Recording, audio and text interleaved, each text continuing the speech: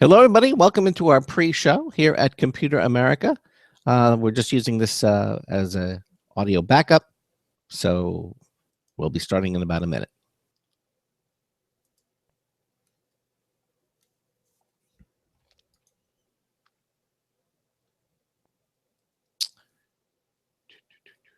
One minute until showtime.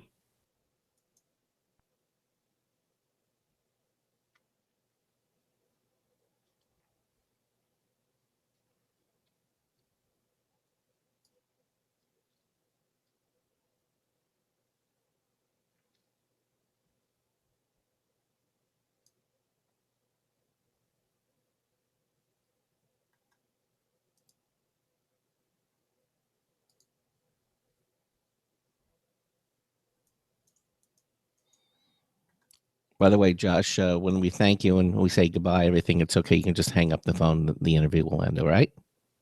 Okay. Okay, Great. stand by.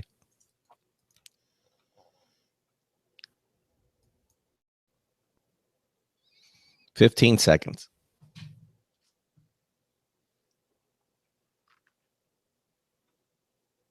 Your show will go live in 5 seconds. 4, 3, 2, 1.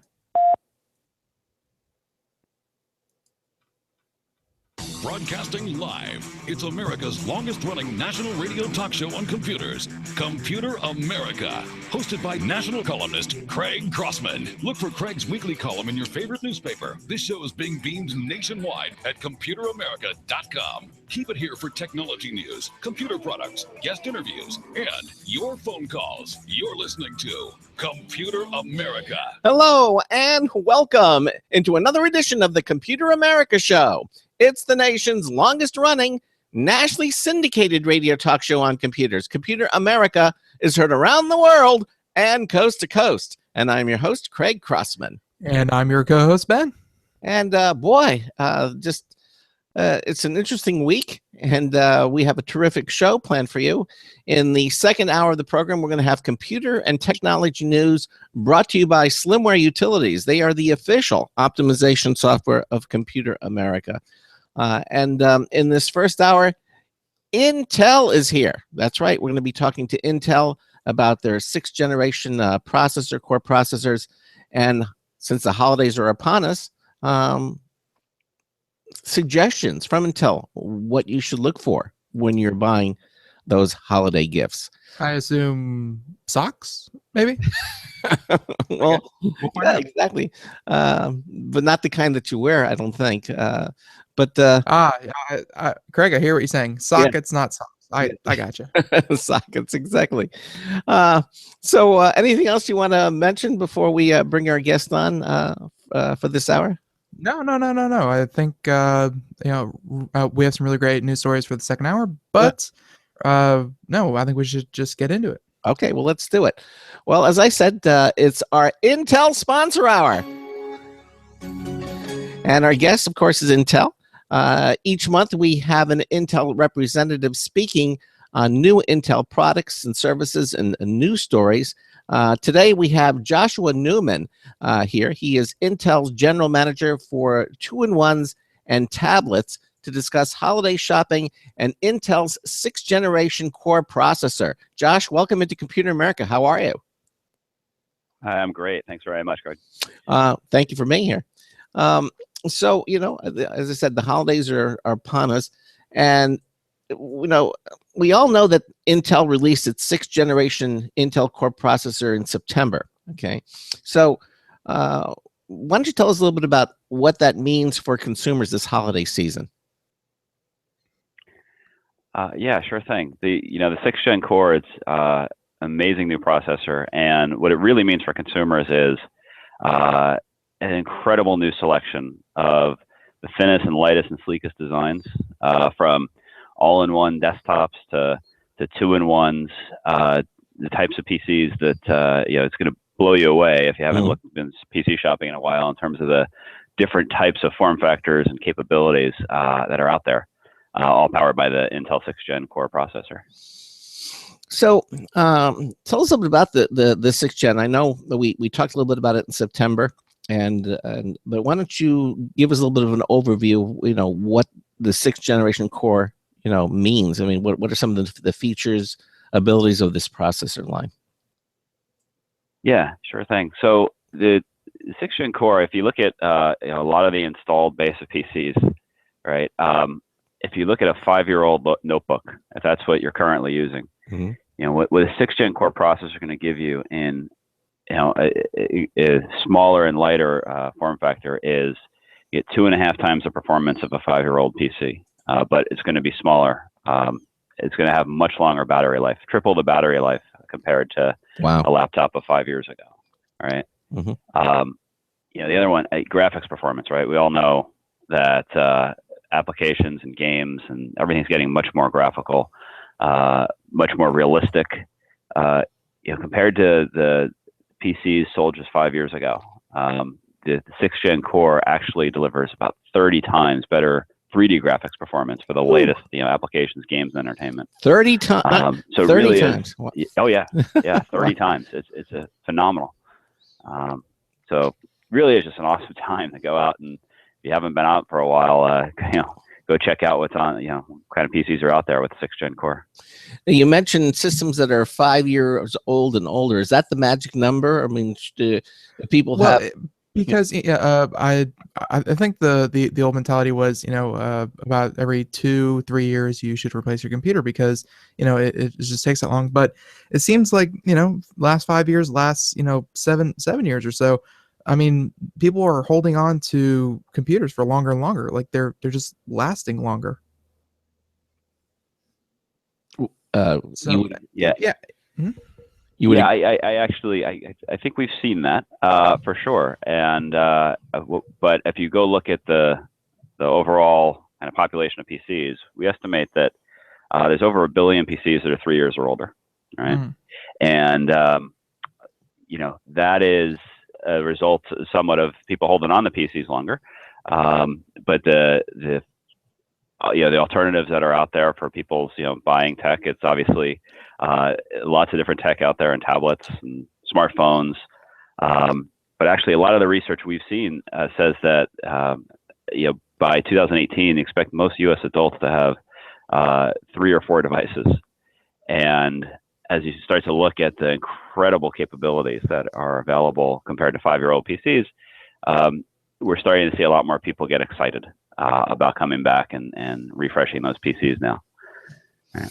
Do you think people are tending to use more mobile devices that are sort of substituting for PCs that's causing this longer expanse? I mean, people are now buying tablets and are using their smartphones as opposed to their desktop computers, and that's sort of giving everything they have more life. Do you think that's the part fits into the equation, or is it what do you think that is, Josh?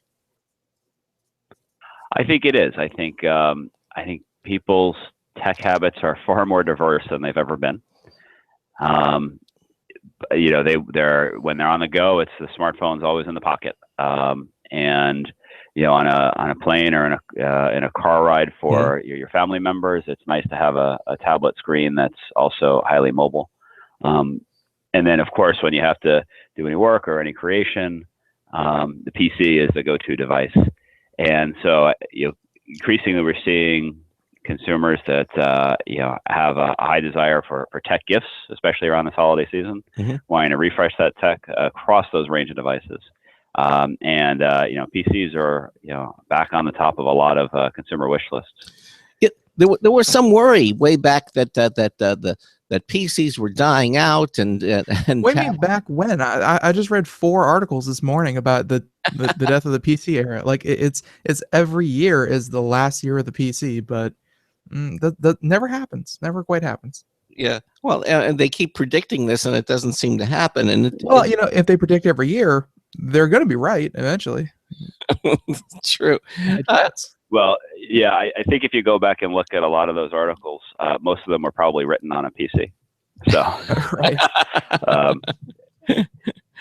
We'll see, but that's where the keeping the innovation pace is incredibly important as tech habits evolve.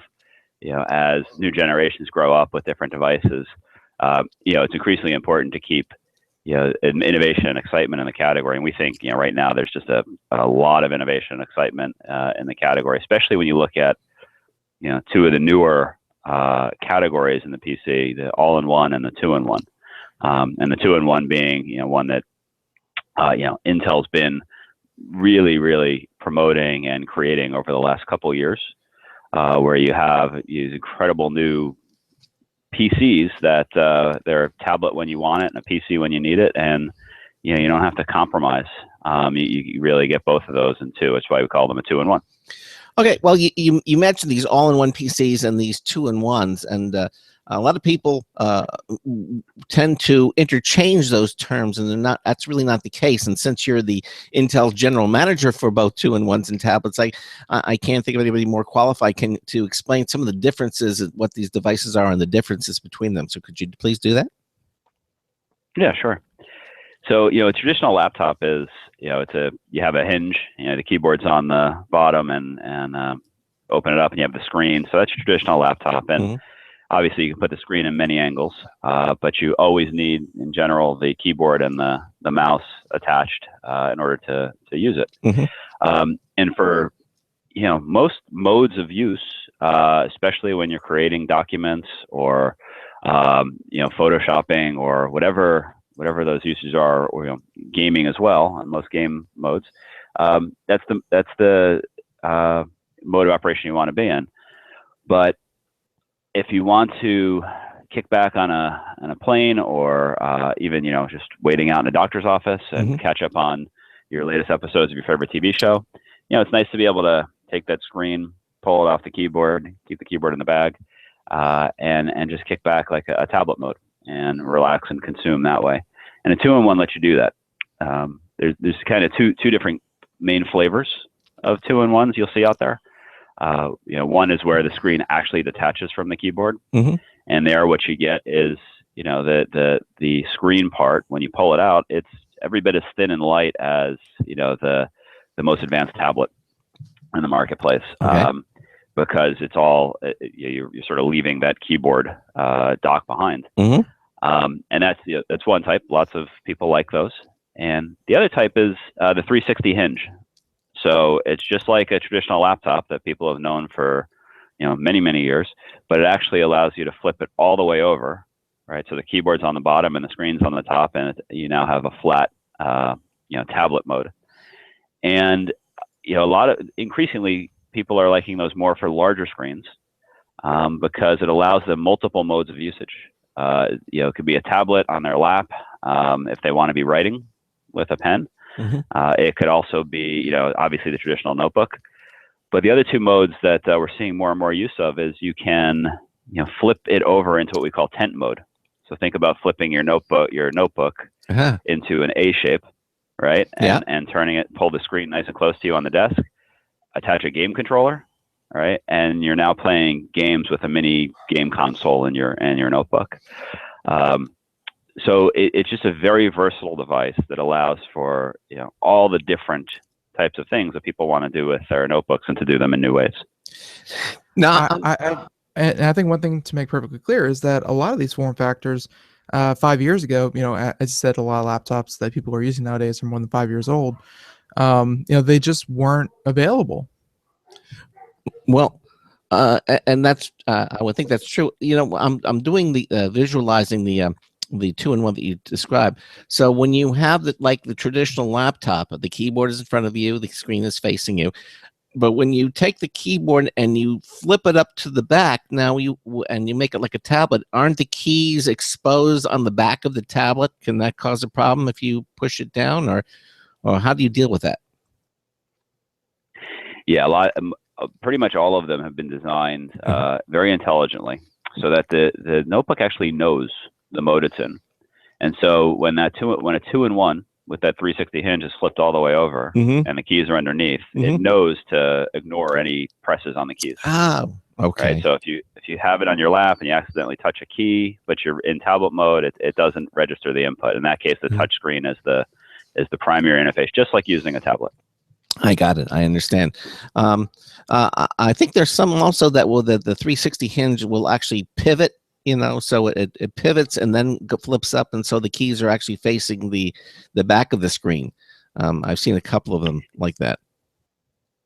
Yeah, we've seen, just a lot of exciting, innovation in this area. So there's certainly been some of the system manufacturers have played around with or experimented with different modes. So some of them will actually revolve Right. around a sort of a base, and then the screen will close on top of the keys. So you still get that same tablet mode, but the keys are not on the bottom side. Right. Exactly. There's some others that actually slide, like the kind of old-fashioned slider phones where the keyboard slides out from under the screen.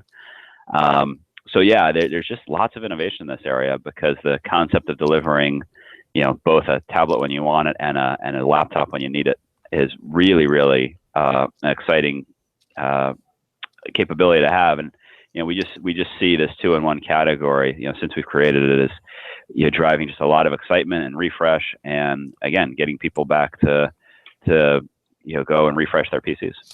Yeah. So, go ahead. and I mean, real quick, don't take it the wrong way, but a lot of that seems like work on the hardware side, like where that'll be the different companies that actually make the hardware. What has Intel been working on with their processors that makes all this possible? Is it the fact that they're more power efficient, and now more efficient, more powerful, that you can run things like touchscreens pretty easily? Like how does Intel play into all of this development? Yeah, so great question. We are working with a lot of the different system manufacturers, as well as really closely with Microsoft on the new Windows 10 operating system. But there are a lot of technologies in the processors themselves. The 6th Gen core power, and performance balance is incredibly well balanced, that you get the kind of that you expect from a tablet. With the new Core M processor, we're seeing significantly long video playback battery lifetimes, similar to what you would get from any kind of premium large screen tablet, but also able to do everything your PC can do. But the other one is just working across the many system manufacturers we work with, the many component suppliers, to bring these systems to life. We've got now over 80 2-in-1 designs that are in the market.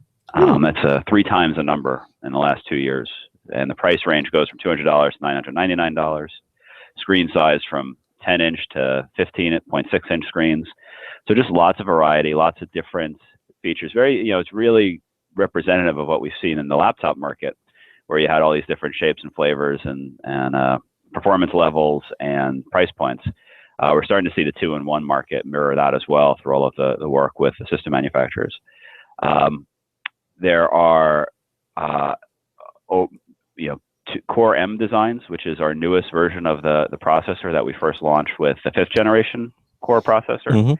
Now with the 6th generation Core processor, we have more than 50% more of those designs. And what Core M is it's a new brand processor performance level. Compared to the Core i3, i5, i7. We now have the Core M3, M5, M7. And it's designed for a point that actually allows for a fanless 2-in-1 design.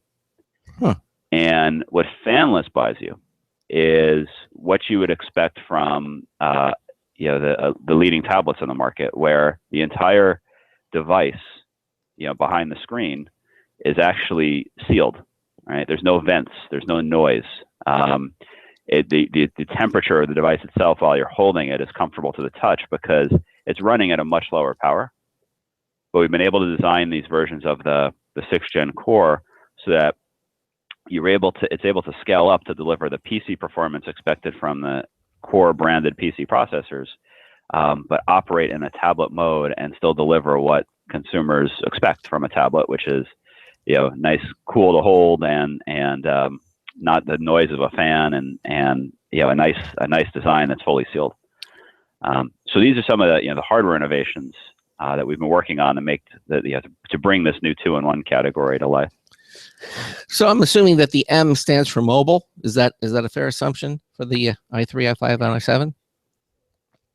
It is a fair assumption. It doesn't necessarily stand for that. It's an identifier on the brand, and we'll just to distinguish it from the Core i3, i5, i7. And the reason is we want to help consumers choose. And again, as I mentioned with 2-in-1s, there have just lots of choice. Yeah.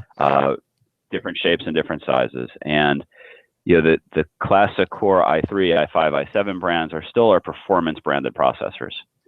And so not to minimize the amount of innovation that's in a 13 or 14 inch convertible 360 or gaming laptop, even where the system manufacturers working with Intel have built silent fans, have built just really good systems that have really long battery life, again, much longer than a 5-year-old notebook. Mm-hmm. But have incredible performance packed into these devices. And so with that, the Core i3, i5, i7, as people have always come to expect, we're delivering that new wave of performance. I mentioned 2.5x versus 5-year-old PCs. So that's our highest performance processors get the Core i brand. Same thing as in the all-in-ones, right? The Core i3, i5, i7 brand. Mm-hmm. Those processors deliver our highest levels of performance. With the Core M, we wanted to distinguish that because it is a carefully balanced between performance and power to be able to fit in these new fanless designs. Mm-hmm. And if a consumer is looking for a mobile-first design, where they come to expect the thinnest, lightest, and sealed and quiet, cool devices, it really is a different performance point that we had to engineer. And we wanted to distinguish that between our brands so we can really help consumers choose that you get a Core M branded 6th-gen processor that still delivers a lot more power for the punch, versus a 5-year-old notebook, but does so with this new level of mobility. Or choose the Core i3, i5, i7 levels, which now you get even more performance, as well as better battery life from that 5-year-old notebook. So we just wanted to make sure that consumers could understand and help them choose, because there are some differences where one is mobile first mentality, where the other is performance first. Well, obviously, when you have a mechanical fan turning in the computer, that is, albeit a very efficient one, that's one of the main things that draw a lot of power. I mean, running a fan. So, and when you come up with a processor where you have this sealed unit where heat distribution is not reliant on a mechanical fan pumping air through it, you're going to get a lot better battery life with that unit because you're not driving a powered fan. So that certainly makes a lot of sense. And yet, as you say, continue to give people the 6th-generation Core processor power is certainly amazing. The cost between the M series and the i3, i5, i7 series, are they about the same, or do the cost factor between the two different series of processors? Could you speak a little bit about that? Yeah, but both series of processors, the Core M3, M5, M7, and the Core i3, i5, i7, are going to be available in a wide range of price points. In fact, you'll see they're going to be available in similar price point ranges, right, in terms of the systems that they're designed into. And of course, there's a lot of other different innovations in the systems that will define the final pricing of the systems. But you should expect to see that a wide range of price points on both of the product lines, as well as lots of shapes and sizes and weights. The interesting thing, as you consider the different design points, is you mentioned the battery life and related to having a fan or not. The battery life is obviously driven by a lot of different factors. So when you look at a lot of these new Core i3, i5, i7 notebooks, there is some of them, have new battery technologies, larger batteries. Mhm. So it's not necessarily the case that because you're choosing the higher performance that you're compromising battery life. It's a series of factors. The battery life on some of these new Core i systems are phenomenally long, Right. and they themselves rival what's to be expected from a tablet these days. So, been a big focus on battery life, and one of the reasons is independent of whether you're going for the thinnest and lightest and 2-in-1, or you want that gaming notebook that gives you this highest level of performance. We did some research recently about what's on consumers' minds around the holiday, and one of the fascinating things that came out of it was we've evolved to a point in our technology, in our everyday consciousness of our lives, that more U.S. adults in our recent survey, when we talked to them about holiday travel concerns, just general concerns, more U.S. adults in our survey said that running out of battery power on their tech was more of a pet peeve during travels than sitting next to a crying baby or hearing a crying baby during the travels. So that amazed us that our technology has creeped into everyday consciousness now, through all aspects of our lives. That is an interesting observation. Well, and I think that just has to go to the fact that you mentioned that it's creeped into our everyday lives, but it's because the tech does so much. I mean, if you're sitting in a car, you can watch movies, listen to music, you can play games, you can do this. Like, you can be more entertained sitting in a car than you could at home sometimes. Like, it's tech is just so useful. It's like, I completely understand why people sitting next to a baby is no good, but I can completely understand how people get really mad when their tech runs dead. It's a huge loss. Right. And there's no power plug in sight, especially in a car. You can't plug into the baby. That's just inefficient. Maybe no, exactly. Exactly. So and I know this one personally. I have 3 kids myself, and they all have their own tech, and it's they're all in the the Gen Z category. And it's interesting as you go, some of that same research as you go, further down the generations, from the Gen X to the millennials down to Gen Z, that annoyance of forgetting to pack the charger, even for a half-a-day trip, increases significantly depending on the age group. So my kids, the Gen Z, much like our research says, are just it's 7 out of 10 of them would say that the most largest pet peeve when they're traveling is forgetting a charger.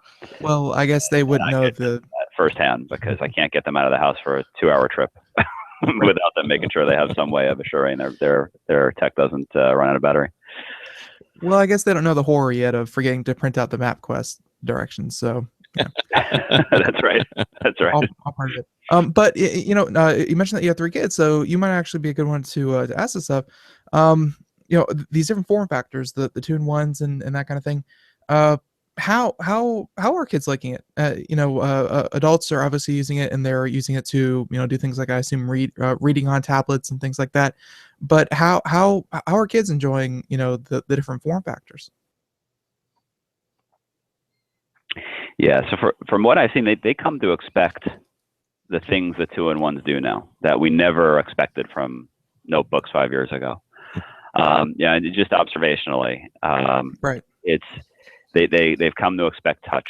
In the case of some of the newer 2-in-1s, they've come to expect having a pen to do input, whether it's just messing around or marking up homework assignments. They've certainly come to expect the longest possible battery life, just going back to the biggest pet peeve, running out of battery life during travel. And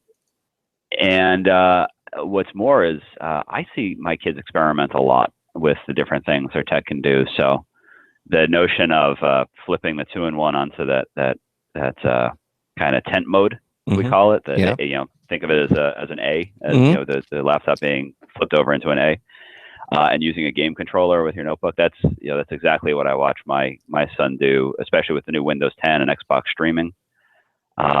These are real things that they're figuring out how to do on their own. and they're just expecting now more of their tech to adapt to what they want to do when they want to do it.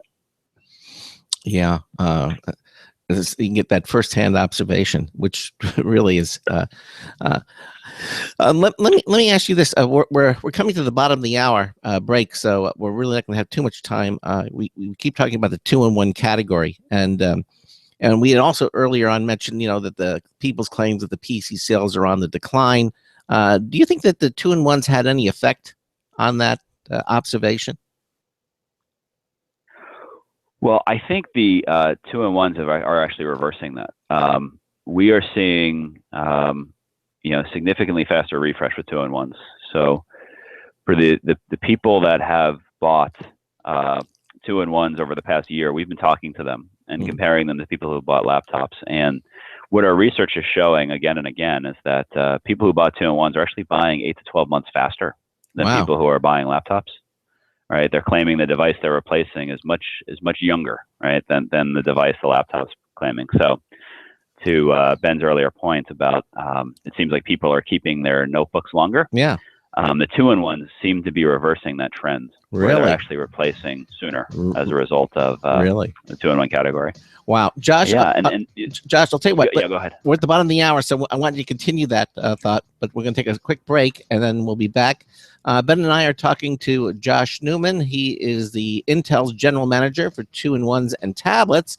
We're also going to be talking about the 6th Gen Intel Core and Windows 10. They are optimized to work together. We'll talk about that as well. We'll be right back with lots more. Don't go anywhere. Sometimes disaster strikes. Data can be lost due to many different reasons: accidental reformatting, power spikes, virus attacks. Zero Assumption Recovery provides a suite of highly effective and thorough data recovery software for Windows operating systems. ZA is suitable for home users and small businesses who need a powerful data recovery solution for Windows and Linux file systems. Go to z-a-recovery.com. Sometimes disaster strikes. Data can be lost due to many different reasons: accidental reformatting, power spikes, virus attacks. Zero Assumption Recovery provides a suite of highly effective and thorough data recovery software for Windows operating systems. ZA is suitable for home users and small businesses who need a powerful data recovery solution for Windows and Linux file systems. Go to z-a-recovery.com. Hi, this is Craig Crossman, host of the Computer America Show. You have important meetings to schedule. Your company's getting ready for its IPO, and you're in charge of the PTA fundraiser this month. So how do you coordinate everyone to be available at the same time? Are you still using emails, phone calls, even text messages to schedule meetings with a group of people? How's that working out for you? Not so great, huh? It's a fact that every day, millions of people suffer from scheduling headaches. Well, with Doodle, scheduling meetings with a group of people is quick and easy. With Doodle, you can easily propose available times to each member. Each one checks off the times that they are available, and then you simply pick the time that works best for the group, all in an easy-to-read display that integrates with your existing calendar. Nothing could be more simple. Give Doodle a try for free, and like millions of Doodle users, you'll truly see how easy it is to find the perfect date and time for all your meetings. That's www.doodle.com.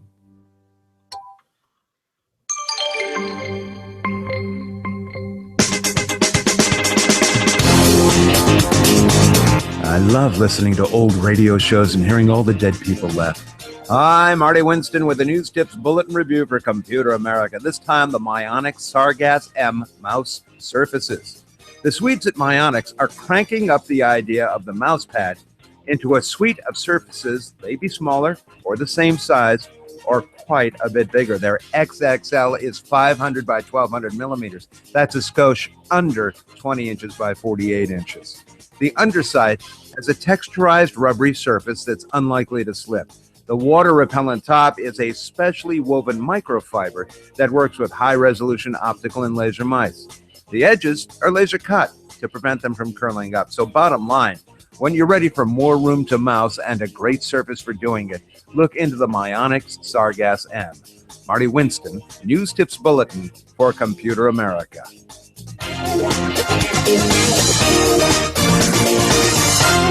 Ah, yes, always full of holiday cheer. Thank you, Marty Winston, for that news to Bulletin review. I got a little dark at the beginning, but Yeah. you think he was talking about me and you? Like, are we in some kind of like Sixth Sense kind of? Okay, whatever. It could be. Yeah, could be. So yes, we are here in our All Intel hour right now, and we have Joshua Newman here. He's the general manager, 2-in-1s and tablets for Intel, and we're just getting into more the 2-in-1s and their effect on the PC sales market, because that's such a huge indicator of tech trends and what just what I think in general people feel about technology, if it's getting better, if it's getting worse, if it's too expensive and whatnot. And very nice little sample there saying that people are actually replacing their 2-in-1s about 8 to 9 months faster than traditional laptops, which is, I guess, before moving on from there, I just kind of want to ask you about that and your thoughts on that's not necessarily a bad thing, because 2-in-1s in these computers, they're getting less expensive every year, and they're getting more and more feature rich. You mentioned things like touchscreen and other devices and apps and other voice based digital assistants. But do you think the replacing of the 2-in-1s, is that just good marketing? Like, are companies really getting good at saying, well, your old one doesn't do this, but the new one does this and this? Or is it strictly a performance thing where people, maybe they'll see someone else with a newer 2-in-1 and they say, wow, that's much more responsive. That's much better speakers, blah, blah, blah. Is it a marketing thing or a performance thing that's making people replace their tablets, or I'm sorry, their 2-in-1s? Maybe a little both. Yeah, I think first and foremost, it is a value proposition, right? It's the utility that a 2-in-1 offers for the price of what people are looking for a notebook for, and now suddenly they get 2 devices in one, or in some cases even more modes than that, like the gaming mode with the tent mode and the 2-in-1 I mentioned. So yeah, I think it comes down to they just do more and they change what people can do with them. And so the result was, and what the research said was, because 2-in-1s are new, it's actually people are refreshing. They owned a notebook before, and they're refreshing. The people who bought the 2-in-1s are refreshing that a lot faster than the people who are buying new notebooks are refreshing their existing notebooks. And I think it just comes down to, you have a notebook at home already. You're shopping, you're kind of waiting for the thing that's going to make you buy a new one. And the 2-in-1s have shown that they are exciting. They're bringing a lot more value and utility to the device. You can do a lot more with it, a lot of new ways of interacting with it. And it is getting people to refresh them 8 to 12 months sooner. The other interesting thing we found in that same research, by the way, which you wouldn't really see as much with notebooks, is that when you poll the 2-in-1 buyers, more than half of them actually said they were considering buying a tablet, and they bought the 2-in-1 instead. And of those, 40% total say that the tablet was the number one device they were considering before they bought the 2-in-1. So I also think, compared to 5 years ago, obviously people are more used to these new types of devices, and the fact that a 2-in-1 brings that best of a tablet, best of a notebook into a single device is just a great value proposition that's getting people to buy and to refresh their PCs. So are you saying then that people are buying these 2-in-1 category systems to replace their notebooks, or actually replacing the notebooks with the 2-in-1 as opposed to supplementing it? Yeah, so when we do the research, the assumption is yes, they're buying this 2-in-1 to replace the existing notebook they had at home. But we don't know for sure, right? Sometimes they'll take the existing notebook and they'll gift it to a child. They may donate it. They may keep it around as a backup. But yeah, as we talk to them in the research, we're asking them how old the notebook they are replacing is, assuming they're replacing one, and the answer, they tell us how old it is, right? And that's where they were able to draw the conclusions that 2-in-1s are actually, driving that replacement a year earlier than notebooks. Well, in the industry, we call that waterfalling, when we hand it down to the kids. But I'm wondering if the kids are really less inclined to want the notebook and they want the 2-in-1 because you have the touch screen, you have the tablets, everything the kid will want, and then you hand them this bulky notebook. Well, it's so hard to get a good paying job as an 8-year-old and go make your own money to buy your own computer that you kind of stuck with whatever you get waterfall to. Yeah, exactly. But but you're right. I think the expectations of the millennials and Gen Z, they have increasingly high demands on the utility of whatever device you give them. So you're probably right that they're going to want the thinnest and lightest, most capable 2-in-1 rather than the 3 or 4-year-old notebook.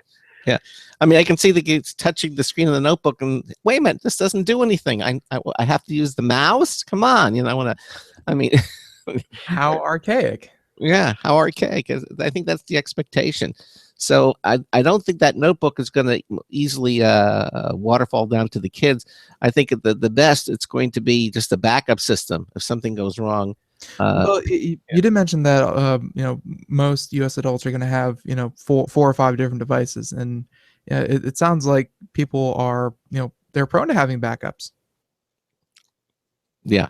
I mean, that's definitely what the research says. It's very common, right? And that I think it was a study that we referenced from Gartner, which but by 2018, that consumers in the U.S. and other mature markets were going to have 3 to 4 devices, and that's just going to be the new normal. Right, and with the way things network and back up to each other, I think that's what we're going to see is that when you're using the 2-in-1, it'll probably sync up or with the notebook, and it'll just be there. You might have the notebook running something in the home, maybe as an inexpensive media center of some sort. And then, but if something goes wrong, then you can just fall back to the notebook while you get your 2-in-1 fixed, and then go back to it as it is. I mean, because everything is becoming so interconnected these days, Josh. We're seeing a lot of that happen. We haven't gotten into, and I don't think we're going to in this hour, but Intel is doing a lot of great things in the Internet of Things category. Yeah, exactly.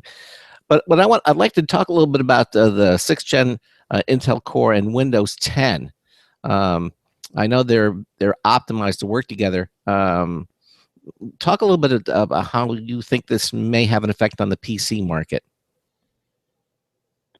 Yeah, sure. So, the data shows consistently that consumers often buy a new PC when, and new operating system together. Mm-hmm. It's in the past, whether it was Windows XP or Windows 7, now with Windows 10, it's usually a good time where consumers take a look and they want to update to the latest, and that's the time that they also go consider buying the new PC. Mm-hmm. And so a lot of them have been waiting quite a while for both the new hardware and new Windows operating system combination. And this Windows 10 experience is just fantastic. So it's got a lot of what people loved about Windows 7. It also brings some of the new capabilities people expect from touch-first devices.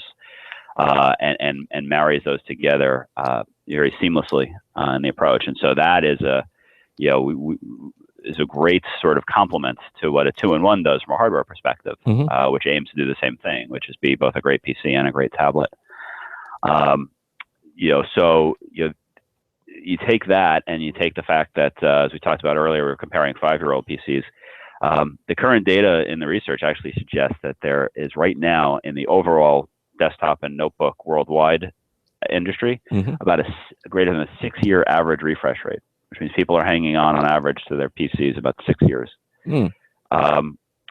Right. So with that, we believe that there's significant pent-up demand for this new, all this new goodness that comes from marrying the utility and value of a 2-in-1 or the space-saving but high performance capabilities of a brand new all-in-one with the new Windows 10 operating system. That's it's gonna create a magnitude of refresh that we haven't seen before, we believe. So it's just a great time. We're very confident that the new OS, together with the new 6th Gen Intel Core, together with new 2-in-1s and all-in-ones, it's an amazing time. No better time than ever for consumers to go out and buy a new PC.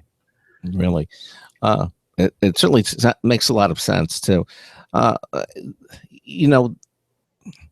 I guess basically the fact that in many cases the Windows 10 operating system has been offered for free certainly is an additional motivation for people just to do it. Although now when you buy a 2-in-1 now, Windows 10 is already on those systems because the 2-in-1s run Windows 10. And I think it's Microsoft's intention to get everybody on the same version of Windows, get everybody on Windows 10.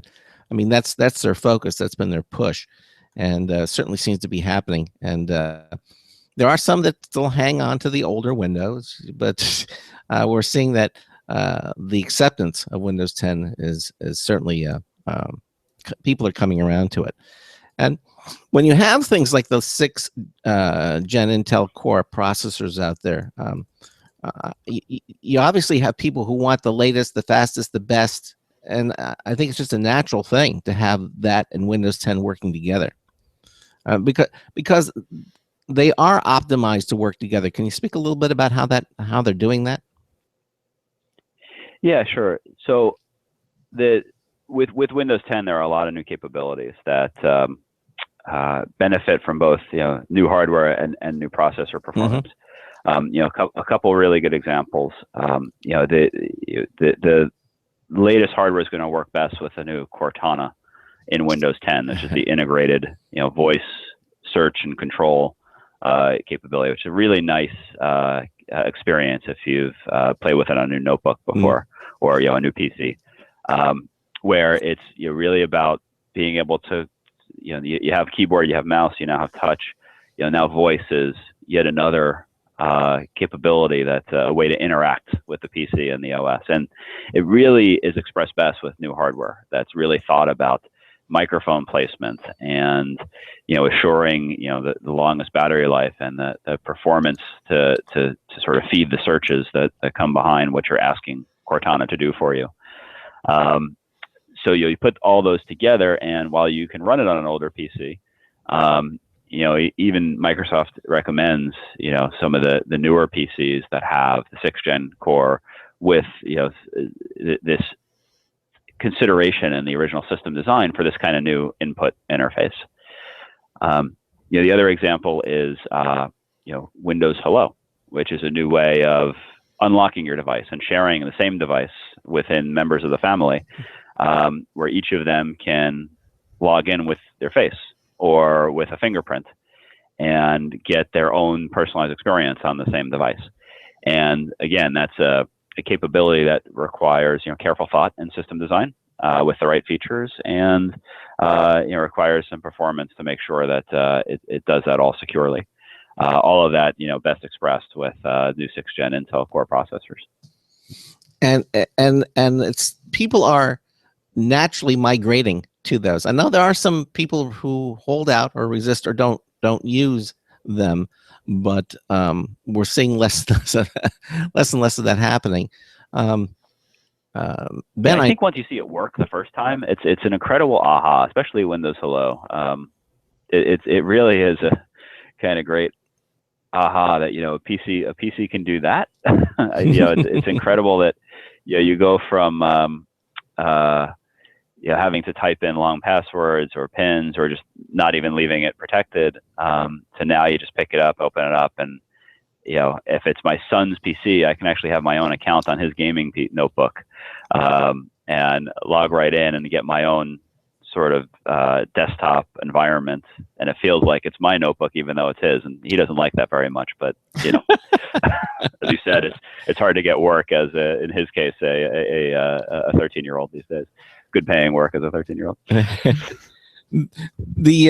Again, you don't have to worry about passwords. I mean, that's been that's becoming a thing. That's right. that's becoming a thing of the previous generations. Oh, I forgot my password. My password is password. Like Or that really feels like the next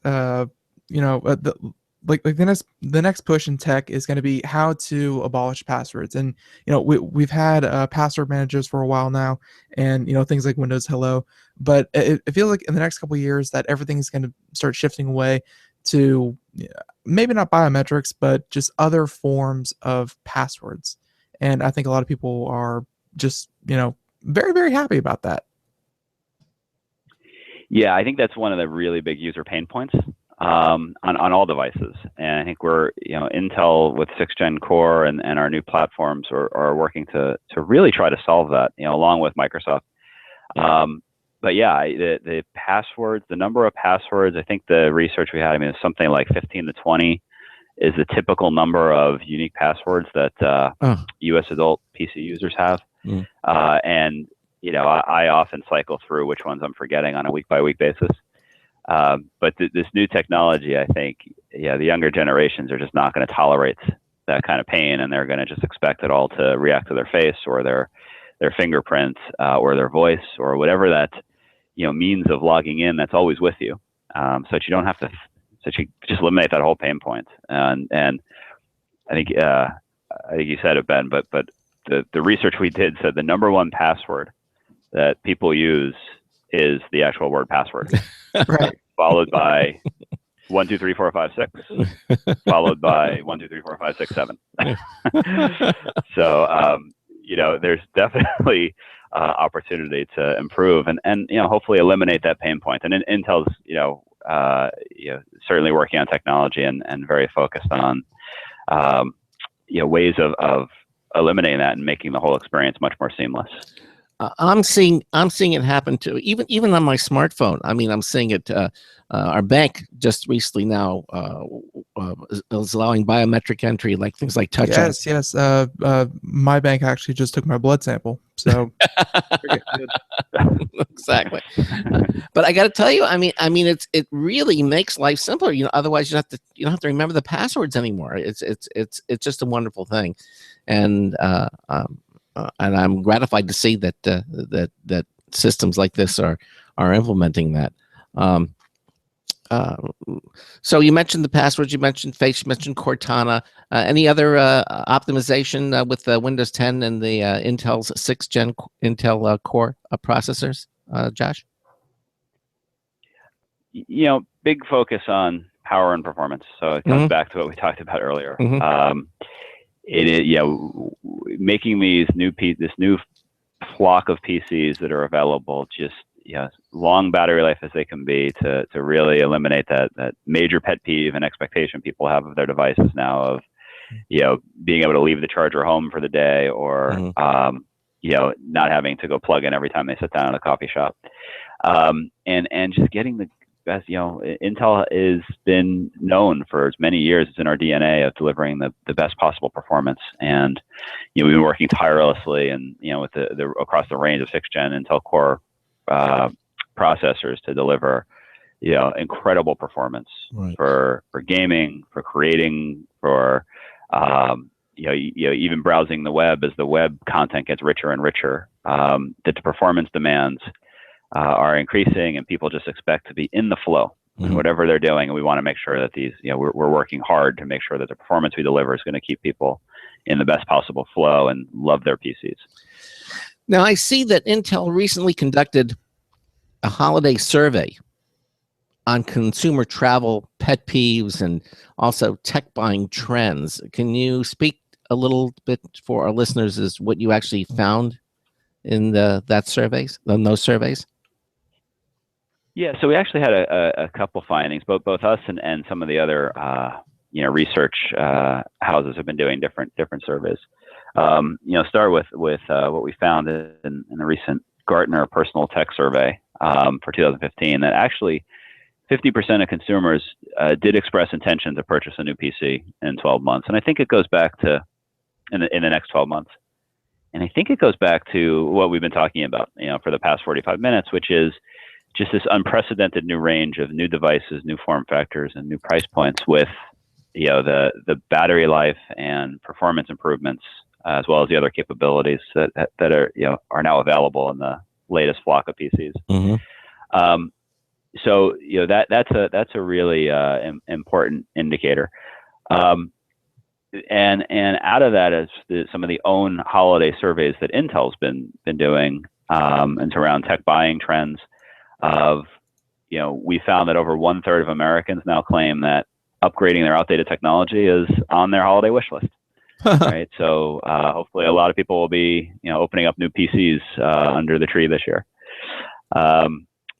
So that's a big one. And just I alluded to it earlier, but the other survey we did was just on holiday travel. What are people's pet peeves during holiday travel? We thought that was a timely survey to run, and we were really just amazed about how much of that was about their tech. All right, and 30% of people say it's a bigger pet peeve to run out of battery life while they're traveling than to hear a crying baby. We've got 3 out of 4 Americans are cite tech complaints among their holiday pet peeves, whether it's low Wi-Fi connectivity or they forgot their charger, things like that. Low Wi-Fi. In other words, we're seeing. Go ahead. I'm saying we're seeing so much Wi-Fi being available now in more and more places, which is a good thing. And yet, it's also you have to be careful. I mean, when you're using Wi-Fi in a public, you don't want to start. Oh, Craig, don't bring the room down. Thinking about security and safety. Don't do that.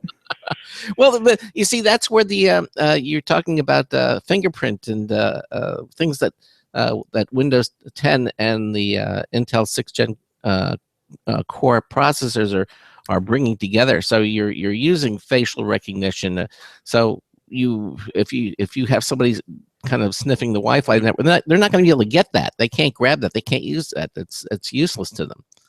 So yeah, that's definitely one aspect is higher security level. The other one is Wi-Fi standards themselves have evolved quite a bit in the last 5 years, and a lot of the Wi-Fi available in coffee shops or public places is faster. And if you don't have a new PC that supports those latest Wi-Fi standards, you're missing out on the opportunity to have the faster connect time, whether you're in your own home, your office, or even some of these public places that are implementing additional Wi-Fi bandwidth and making their own networks faster.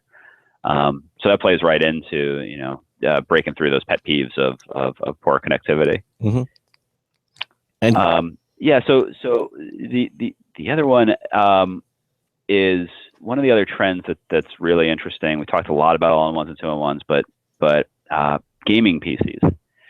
So one of the other really big trends we found that is really interesting is that 6 out of 10 that we surveyed actually said they're more likely to purchase a PC than a new gaming console this holiday season, right? And I think a lot of those folks, 2/3 claim that having a PC actually eliminates the need for them to play video games on a gaming console.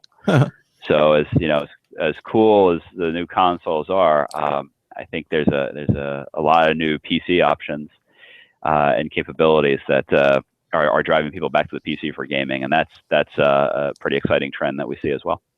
Yeah, see, I blame Intel because the consoles are great and all, but computers have already like the year that the consoles, the next gen consoles came out, the gaming computers were already a couple iterations better than the hardware baked into the next gen consoles.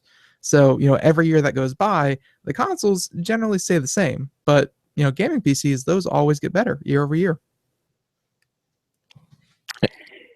Yeah, and they're a great bang for the buck because they're also full PCs with all the utility we talked about earlier. So, I think so. I think that continuing to drive that performance, do it on a regular cadence, and what the system manufacturers are doing with some of the new gaming specific features they're building into the gaming PCs. It's a really exciting time for gaming on PCs. Yeah, I don't know if you know this, but Ben is our consummate gamer here at Computer America. He's into games.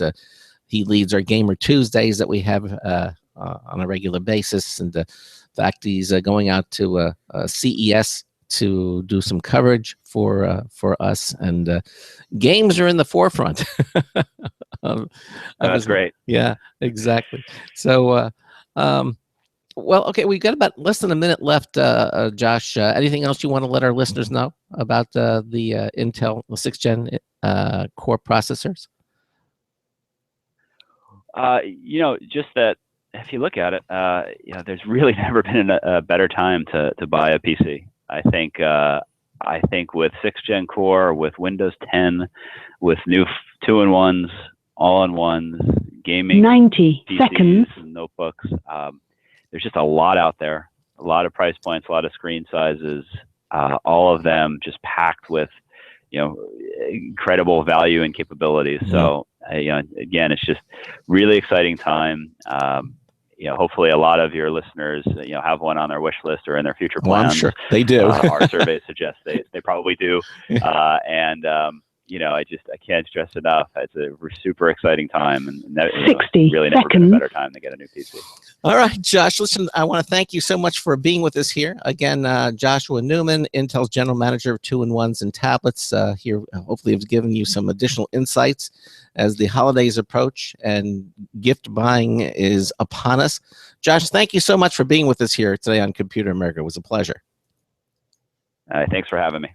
All right, thank you. Bye-bye. You take care. Bye. Bye-bye. All right, there you go. Intel here with us on the show again. And as you heard, now is the time to get that Intel 6th generation core processor on your desk or in your travel device, your personal device. All right, coming up in the second hour, we've got computer and technology news brought to you by Slimware Utilities, the official optimization software 10 of Computer seconds. America. Another news tips bulletin review. That's all coming up in hour 2 of Computer America. Stay with us.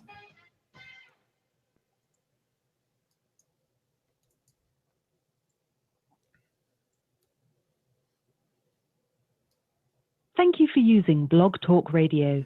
Goodbye. Okay, we're out. Okay.